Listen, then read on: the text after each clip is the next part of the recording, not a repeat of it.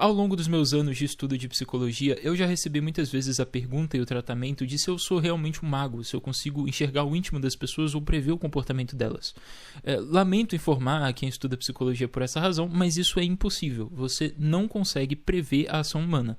É impossível você, de fato, enxergar o ser humano como se ele fosse um autômato e ser fiel à própria natureza da humanidade. Então, o ser humano é de fato livre e você não consegue forçar ele a aprender alguma coisa, você não consegue forçar ele a se curar de um determinado problema, você não consegue, por exemplo, num contexto de terapia, curar a pessoa ativamente de uma forma que não depende de como a pessoa vai se comportar em relação a isso, você não consegue prever a ação, você não consegue fazer nada disso. O que você consegue fazer é se colocar como alguém com quem a pessoa vai ter uma boa relação. E pelo seu entendimento, e aí que vem a importância do conhecimento da psicologia, pelo seu entendimento da psique, você vai sim conseguir enxergar algumas coisas que não são tão óbvias para a maioria das pessoas. Você vai conseguir encaixar coisas que a maioria das pessoas não conseguiria encaixar. O conhecimento, de fato, te torna mais apto a entender aquela pessoa da melhor forma possível. No entanto, a técnica da psicologia sem a alma da relação humana é impossível. Você não tem como formar uma relação genuinamente terapêutica que realmente vai ajudar alguma pessoa no sentido próprio da psicologia sem isso. É por isso, então, por exemplo, que uma psicologia inteiramente baseada em inteligência artificial é impossível. Isso toca vários âmbitos do conhecimento e é por isso que eu acho importante colocar esse vídeo aqui, né? Então, esse vídeo eu coloco como sendo mais focado tanto na questão da educação quanto na questão da terapia, e para isso eu me baseio num autor chamado Carl Rogers, no livro dele Tornar-se Pessoa. É interessante, inclusive, que esses psicólogos mais humanos, por assim dizer, eu diria humanistas, se eu for me basear no Rogers, que ele é chamado de humanista, mas eu posso puxar para isso também o Carl Jung e o Viktor Frankl, que não são dessa linha humanista. Na verdade, são 3 linhas de psicologia completamente distintas, mas todos eles defendem a mesma coisa, tanto no sentido da terapia, quanto no sentido, por exemplo, da educação, né? E o que esses 3 autores têm em comum? Os 3 desenvolveram uma noção de self, né? Aquilo que os 3 separadamente chamaram de self com sentidos diferentes. Então, Viktor Frankl vai colocar uma noção de self baseada na alma, de fato, né? Ele traz uma perspectiva religiosa mesmo, uma perspectiva metafísica. Ele, inclusive, usa Heidegger para fundamentar essa noção.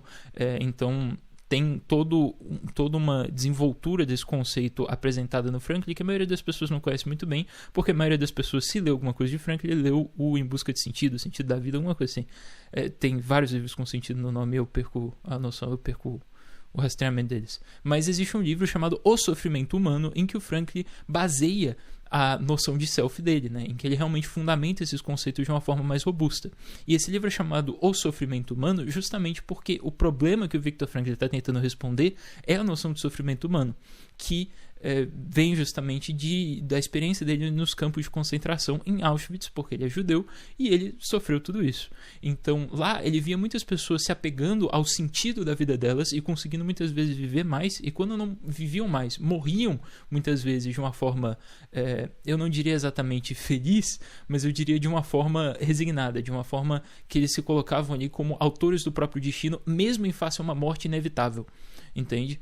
E o Frankl coloca o self como uma resposta justamente ao sofrimento humano, isto é, ao ser humano que encontra propósito nas suas ações, ao ser humano que encontra propósito não em uma ação ativa sobre o mundo, no sentido de transformar a realidade externa, não no sentido, por exemplo, de, digamos, abrir uma empresa, fazer um vídeo, influenciar pessoas e tudo mais, mas uma pessoa que pode, por exemplo, encontrar um sentido na vida familiar, muitas vezes em segurar problemas das pessoas ao seu redor e coisas do tipo. E há também aquele ser humano que encontra o seu propósito justamente no sofrimento. Então, o Frankl coloca que até mesmo quando não há mais o que possa ser feito para evitar um determinado destino que foi colocado sobre ele, por exemplo, uma doença terminal, alguma coisa do tipo, ele coloca o sentido da sua vida, ele coloca a sua personalidade de fato como triunfando sobre tudo isso através justamente da alma. É nesse sentido, por exemplo, que o Frankl coloca, ele faz uma separação ali entre 3 campos da atividade do ser humano, né?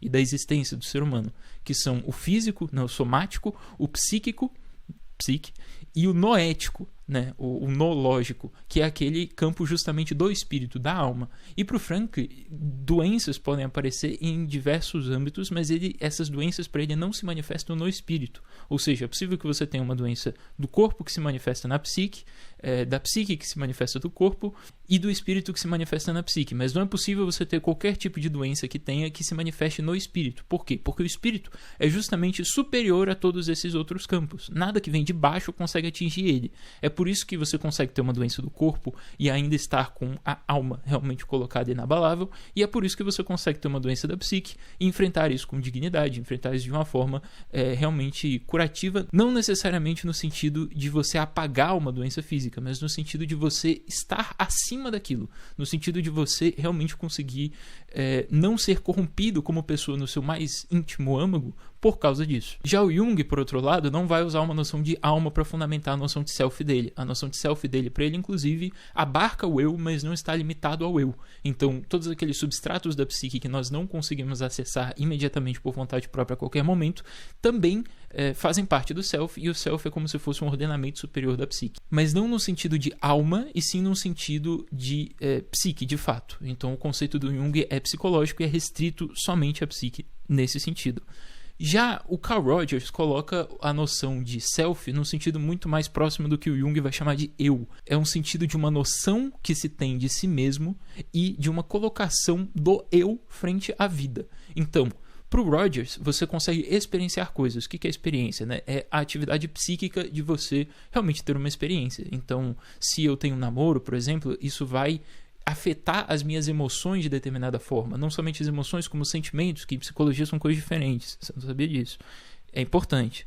Então, a emoção, sendo uma coisa mais física, ela vai me gerar determinadas percepções, ela vai me gerar determinadas sensações, até mesmo no corpo, né? O sentimento, ele já é uma coisa mais processada, por assim dizer.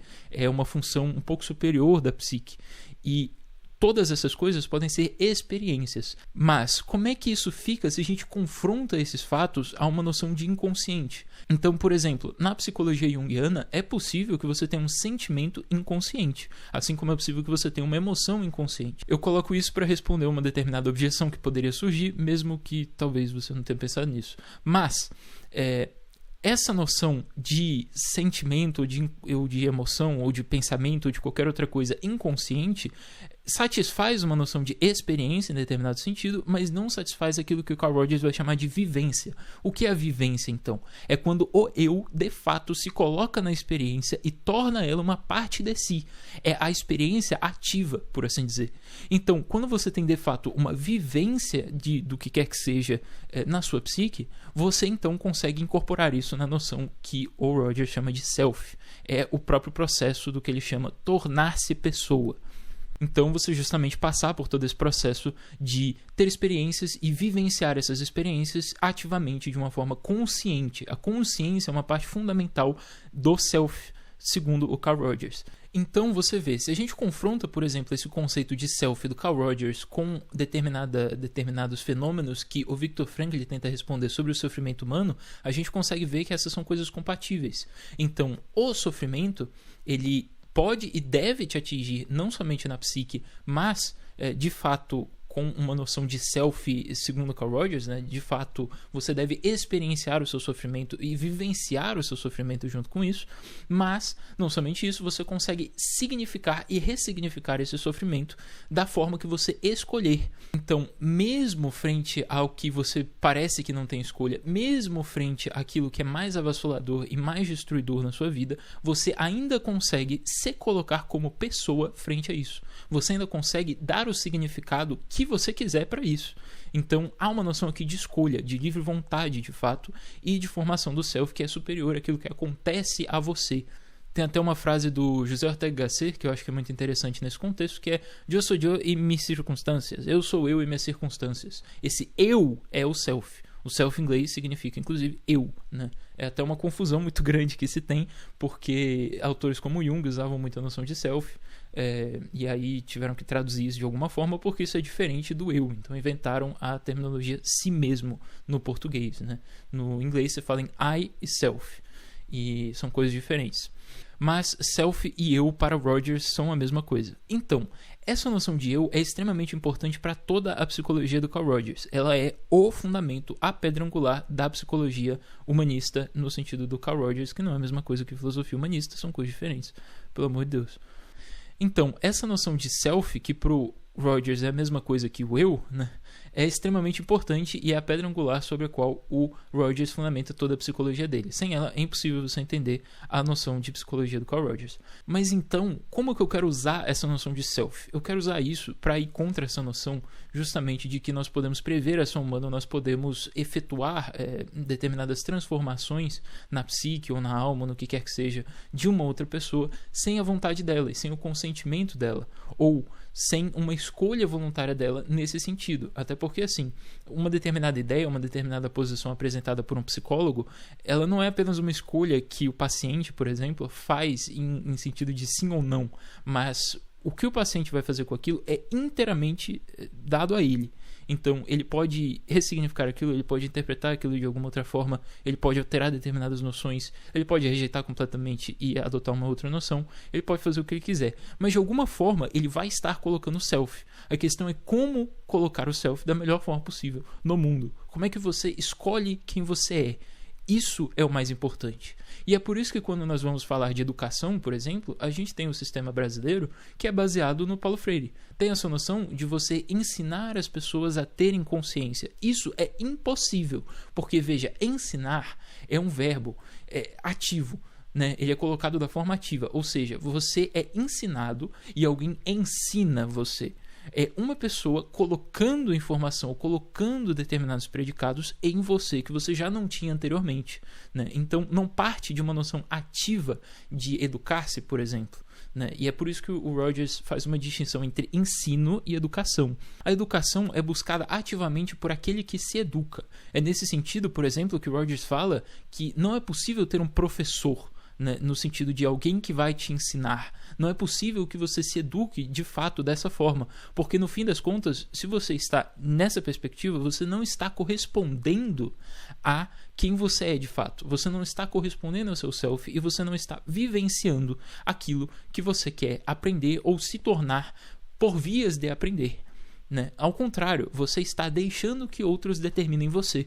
Você está colocando a responsabilidade sobre si mesmo na mão de outras pessoas, que é a mesma coisa que acontece na psicologia no campo da terapia. Né? Então o sujeito vai para o psicólogo e ele espera que o psicólogo cure ele de alguma forma. E muitos psicólogos de fato se colocam nessa posição de ensinar para as pessoas a melhor forma de viver, de ensinar para as pessoas quem elas são e quem elas deveriam ser. E é isso inclusive que abre uma vertente de ataque, por exemplo, para o pessoal woke entrar dentro da psicologia e passar uma noção de identitarismo, passar uma noção de confusão entre a vida privada e a vida política, que é a essência do woke, segundo o livro Anti-Woke, que é publicado pela Alta Linguagem, escrito por Jonas Bressan. Esse livro é muito bom, eu recomendo que vocês comprem esse livro. O Malboro está fazendo um canal inteiro só para falar de woke na cultura popular, e é muito interessante. Ele apresenta vários pontos desse livro, o Anti-Woke, e eu recomendo que vocês comprem e leiam. É muito bom, de fato. É a maior pesquisa sobre woke no Brasil. Existem mais de 80 fontes citadas, incontáveis citações, e é um livro facinho, você nem vê que você está lendo. Quando você percebeu, você já terminou o livro.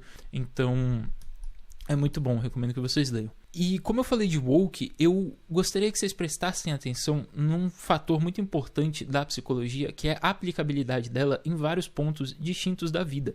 Então, quando a gente fala, por exemplo, da noção de determinação do self por outros ou por si mesmo, ou da tentativa de determinar os outros, ou da noção, por exemplo, de que a consciência é causada por alguma coisa externa, que é o que muito desse pessoal, não somente woke, mas assim, marxistas no geral, e o woke bebe do marxismo nesse sentido, acreditam que a consciência é determinada por determinadas condições externas. Então os marxistas, por exemplo, vão dizer que a consciência é determinada pelos meios de produção.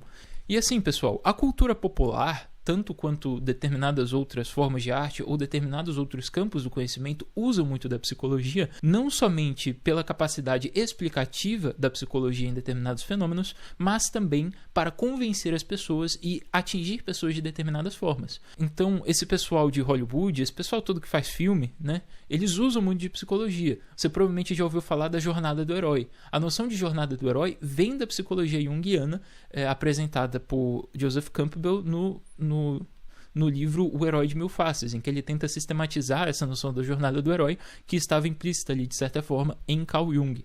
Então, é o que o pessoal tenta fazer. Eles tentam pegar uma noção da psicologia e aplicar isso em formas de entretenimento e consumo de conteúdo para que você consiga influenciar mais pessoas através de uma noção psicológica. E, de fato, funciona. Em muitos aspectos isso funciona. A jornada do herói, de fato, é um modelo que funciona. As pessoas gostam de ver histórias de herói no sentido do Campbell e do Jung. Então, você vê, quando há uma tomada de certas partes da psicologia por determinados grupos que têm a intenção de engenharia social, que têm a noção de propagar determinados tipos de ideia, você vê que esse pessoal sempre acaba promovendo cada vez mais uma noção, de certa forma, determinista e uma noção de que você não está no controle das suas ações. Você não é o supremo decisor sobre si mesmo, né? Na verdade, quem decide de fato é outro, e você deve confiar nesse outro para escolher por você. Então, no caso dos woke, o Estado, né? No caso dos marxistas, o líder comunista, ou proletariado, ou o que quer que seja. Então, sempre há aquele que decidirá por você. Então, no campo da psicologia, a gente vê isso muito expresso, tanto no campo da análise, da terapia, quanto no campo da educação, que são coisas bastante influenciadas por essas perspectivas. E não somente da parte desse pessoal de esquerda, não somente da parte do pessoal woke, não somente da parte do pessoal marxista, ou nesse sentido dos freudianos, que foram em grande parte influenciados pela psicanálise e que usam a psicanálise e também entraram em boa parte, tanto na academia quanto na prática mesmo da psicoterapia. Mas a gente vê isso por parte, por exemplo, dos cognitivistas, dos cognitivo-comportamentais. Não é à toa que o próprio Carl Rogers fazia questão de debater, por exemplo, com o Skinner, que é justamente o maior nome da psicologia cognitivo-comportamental. Ele fazia questão de se confrontar frontalmente com essa noção de que nós somos determinados de alguma forma e de que nós conseguimos alterar quem nós somos simplesmente alterando o nosso ambiente imediato, no sentido do self, né? Alterar quem nós somos no nosso mais íntimo, alterar o nosso eu e a nossa noção de consciência e decisão, da vontade mesmo, para de alguma forma atingirmos uma vida melhor no sentido puramente físico, no sentido puramente materialista. Então, veja, porque nós temos a capacidade de decidir, porque nós temos a capacidade de decidir quem nós somos e o que faremos, e qual é o sentido na nossa vida, nós, de fato, não podemos determinar a ação dos outros, nós não podemos ter a nossa ação determinada externamente por algum outro agente, nós temos sempre a liberdade de escolha. Então, qual é a alternativa a esse modelo determinista, esse modelo de que nós somos determinados pelas condições externas e devemos alterar as condições externas por nossa vontade para que a nossa vontade seja modificada? Intancável. A alternativa justamente é colocar o self como o centro da educação e o centro de qualquer forma de psicologia, como o Rogers fez. Então, o Rogers, como educador, porque ele deu aula, ele não se colocava justamente como professor, como aquele que vai ensinar as pessoas, porque para ele isso é ainda mais radical do que simplesmente ir contra o determinismo. Para ele isso é ir contra o modelo da educação, que é uma coisa que o Jung, por exemplo, concorda.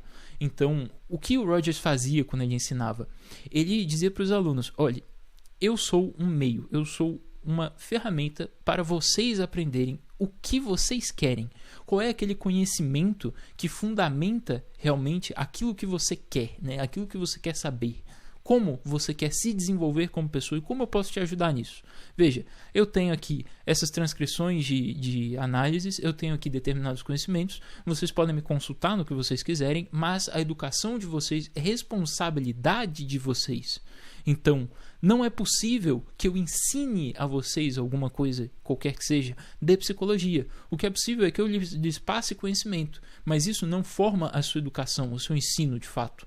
Isso não vai te formar de nenhuma forma. A educação tem que ser centrada na pessoa, né? Assim como ele faz uma psicoterapia centrada no cliente, né? Centrada na pessoa. Essa é toda a ideia do Rogers.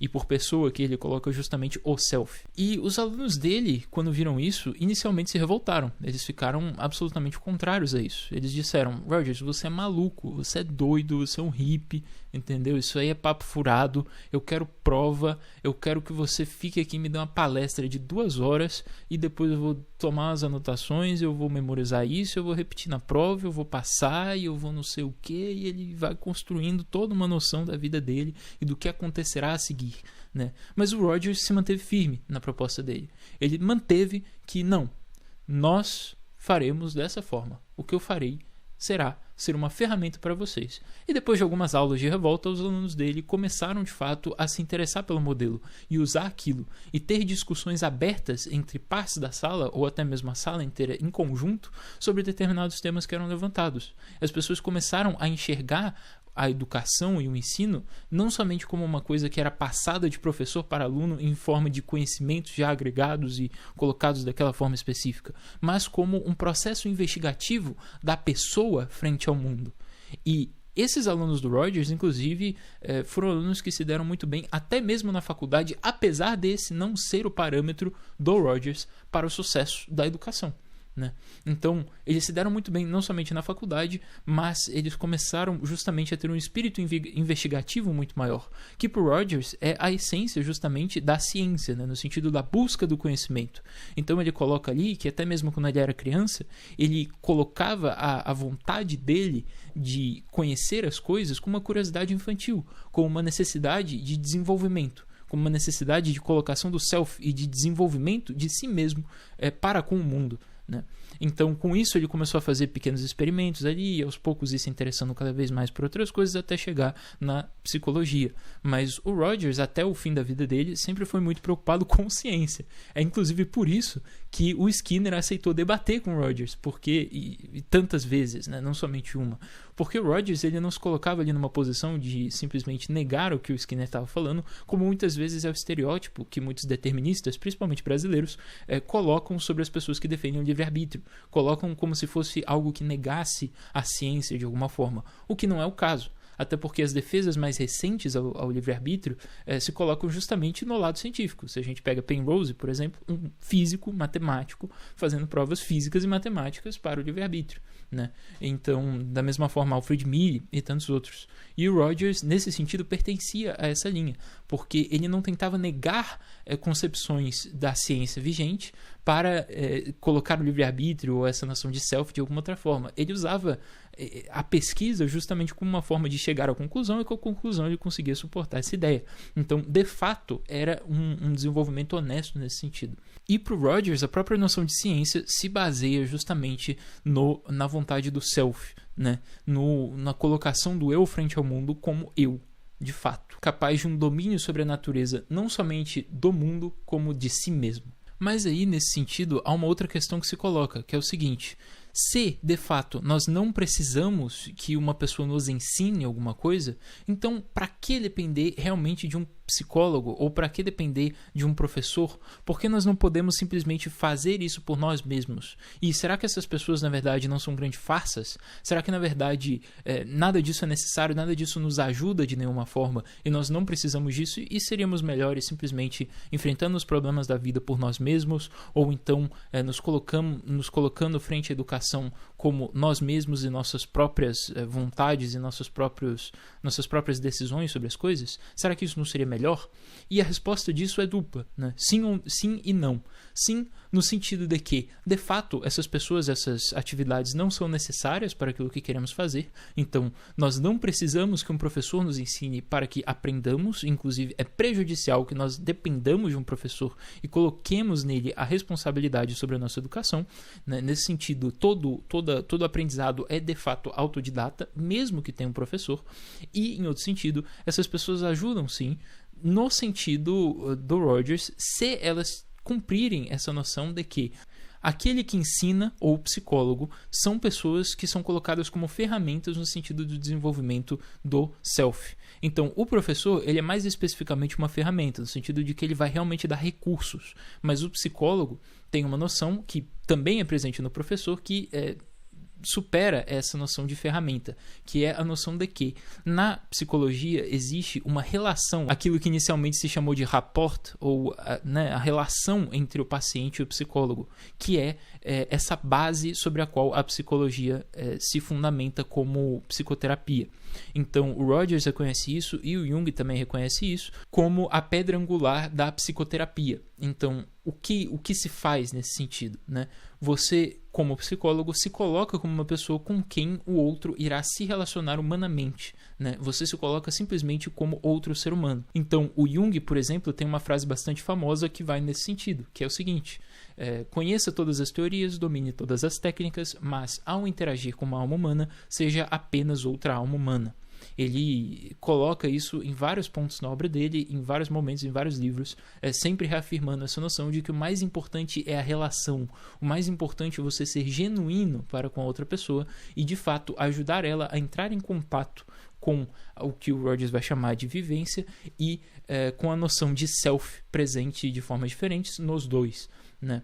Então, o Rogers também coloca essa noção e ele também diz que a relação na terapia é aquilo que há de mais fundamental na terapia, é aquilo que é mais importante para que a terapia seja considerada um sucesso, né? É você realmente estabelecer uma boa conexão e colocar boas bases para que a pessoa se desenvolva por si mesma, né? Como ativa no processo de terapia e para que, enfim, ela consiga de alguma forma se ajudar, né? Se curar nesse sentido. Nesse sentido, então, a psicoterapia não passa de uma facilitação do processo do que Jung vai chamar de individuação, que é justamente essa realização do self. Da mesma forma, o Rogers fala de uma vivência do eu potencial, que corresponde a essa noção de individuação, apesar de que de uma forma um pouco diferente. Mas a noção fundamental é essa, é você colocar a relação como uma espécie de incubadora para que o eu venha a se desenvolver da melhor forma possível. E o que é o eu? É justamente esse centro ativo, essa capacidade consciente de escolha, de livre vontade daquele sujeito que se desenvolve. Na educação, como eu falei, isso também se manifesta. Então, a relação entre o aluno e o professor nesse sentido, ela deve ser análoga àquela que existe entre o psicólogo e o paciente. Nesse sentido. Então, é de fato a relação e aquilo que o professor consegue prover ao aluno no campo do conhecimento que vão fazer uma formação dada por um professor uma coisa realmente funcional, né? É por isso, em parte, que eu sou muito contra essa noção universitária de encarar as coisas, como se a universidade fosse te formar de alguma forma, sendo que você tem professores diferentes, você não sabe muito bem a posição de cada um deles em diversas áreas, apesar de saber superficialmente, muitas vezes, a posição política dele, a noção identitária que ele tem, ou a linha que ele defende dentro de um determinado assunto, mas você não sabe de fato quem é a pessoa que lhe está ensinando. Você não sabe o que essa pessoa é de fato. Você não sabe o que ela escolhe. Você não sabe o que ela é fora ali daquele ambiente. E essa noção de uma separação completa entre o ser humano e a atividade profissional é uma noção que atrapalha muito nesses trabalhos que têm uma necessidade maior de contato de fato humano. E é isso que muitas vezes atrapalha essas coisas. Muito por causa disso, eu também sou contra a escola, na noção que nós temos hoje de escolaridade. Essa noção de que você vai para uma sala de aula com mais 30, 40 pessoas dentro de uma sala para serem ensinadas por um professor que vai simplesmente ficar ali, muitas vezes copiando o livro para o quadro, para você copiar do quadro para o seu caderno, então com o professor falando alguma coisa sobre aquele texto, mas essencialmente tentando enfiar conhecimentos na sua cabeça, que você vai então memorizar e repetir em uma prova. Mas você não de fato aprende, não há atividade nesse processo, você não é ativo no processo da sua própria educação, que é uma coisa estranha. E assim, crianças também têm essa capacidade. Como o próprio Rogers relata, ele tem as suas primeiras aspirações científicas ali no começo da vida. Agora, não necessariamente essas primeiras aspirações da infância de uma pessoa vão se dar no campo do conhecimento, no campo de buscar saber mais, por exemplo, no campo intelectual, estudar alguma coisa como psicologia, como foi o meu caso. Desde muito novo eu me interessava por psicologia. Com 11 anos eu comecei a ler sobre isso e foi uma coisa inteiramente partida de mim. Então, em alguns casos, como o meu, isso ocorre. Em alguns outros casos, isso não ocorre no mesmo sentido. Mas todas as pessoas têm algum tipo de vocação e têm algum tipo de processo de desenvolvimento do self, muitas vezes até chegar em uma vocação que só vai aparecer depois na vida. Então, mesmo que você não tenha grandes aspirações ao conhecimento ou uma vocação para uma vida intelectual, isso não faz de você menos correspondente a essa estrutura do self, procurando sua realização frente ao mundo. O que você tem é simplesmente que aquilo vai se dar de uma forma diferente. É por isso que escola e universidade, por exemplo, não são para todo mundo. Existem pessoas que vão se dar perfeitamente bem, com algum nível de técnica, claro, como é exigência do mundo, mas vão se realizar de alguma forma fora do campo do conhecimento, em alguma outra coisa que corresponde a elas. E aí, quem somos nós, né? Quem é qualquer um que seja, para dizer que aquela forma de encarar o mundo não é a correta, que a pessoa deveria se educar mais, buscar mais informações dentro de uma escola ou de uma universidade e conseguir um diploma, uma especialização em determinado assunto que seja. São as aspirações da própria pessoa que influenciam a pessoa e então dão a ela a possibilidade de escolher, de fato, o que quer que seja. Então, a escolha é fundamental nesse processo e é somente aquilo que vai possibilitar a uma pessoa ser quem ela de fato é, né? Tornar-se pessoa de fato, se colocar como eu frente ao mundo. E eu repito essa ideia porque isso é extremamente importante. Então, se um psicólogo te vende possibilidades de cura, que ele irá te curar, alguma coisa assim, isso é mentira. Se um professor promete a você que, passando pela aula dele, você vai ser um grande homem ou algo do tipo, isso também é mentira. Porque ninguém te torna nada. Você se torna o que você quer se tornar, aquilo que você escolhe. A escolha é fundamental. Então, meu amigo, não passe aos outros a responsabilidade sobre a sua própria vida, porque é você que tem responsabilidade. Por quê? Porque você tem escolha. Porque você é de fato livre e você é autor da sua própria vida, da sua própria identidade, da sua personalidade, do seu eu, do seu self. Chame do que quiser. É isso, muito obrigado por me assistirem até aqui. Se você gostou do vídeo, eu recomendo que você dê uma olhada nos outros vídeos que eu faço aqui e dê uma olhada também no Alta Linguagem. O pessoal é muito bom, eles inclusive estão com uma formação, né? O Meurin está dando uma formação baseada justamente nessa noção do Carl Rogers. Então, o que isso significa, né? Como é que você pode fazer uma formação destinada a ensinar pessoas enquanto ainda mantendo a atividade delas sobre o processo de leitura? Nessa formação, o Meurin dá diversos cursos sobre determinados assuntos diferentes e você não precisa participar de todos eles da mesma forma. Existe ali um grau mais avançado e um grau mais reduzido e você não precisa participar de todas as matérias que estão sendo tratadas com a mesma intensidade. Você pode simplesmente pegar aquilo que lhe for conveniente da melhor forma possível, enquanto ainda seguindo a linha mais fundamental. Então no começo da formação, o Meurin está tentando dar uma base mais fundamental para que você consiga entender diversos tópicos, né? Para que você consiga, de fato, entrar no campo do conhecimento com alguma preparação. E você não é forçado a assistir nada disso, mas eu recomendo fortemente que você faça a formação, porque isso vai te ensinar muitas coisas, até para você continuar aprendendo as coisas sozinho. Mas o objetivo da formação é formar pessoas autônomas no campo do conhecimento, né? Pessoas que consigam, de fato, estudar por si mesmas e se desenvolver cada vez mais para além da formação, a partir das bases dadas na formação e da forma de encarar a busca pelo conhecimento que é dada na formação. Não é exatamente uma metodologia, mas é a capacitação do aluno com ferramentas, né? O Meurin se coloca justamente como ferramenta que vai dar a você disponibilidade de diversas ferramentas e diversos conhecimentos e diversas capacidades ali que você vai adquirir ao longo da formação, para que então você consiga realmente se fundamentar em si mesmo nesse sentido, né? Sempre se baseando em autores, sempre buscando o conhecimento já estabelecido, mas que o processo do seu ensino, da sua educação, do seu aprendizado constante sejam frutos daquilo que você mesmo construiu no seu íntimo, daquilo que você mesmo é, né? Então é isso, espero que vocês tenham gostado e tchau.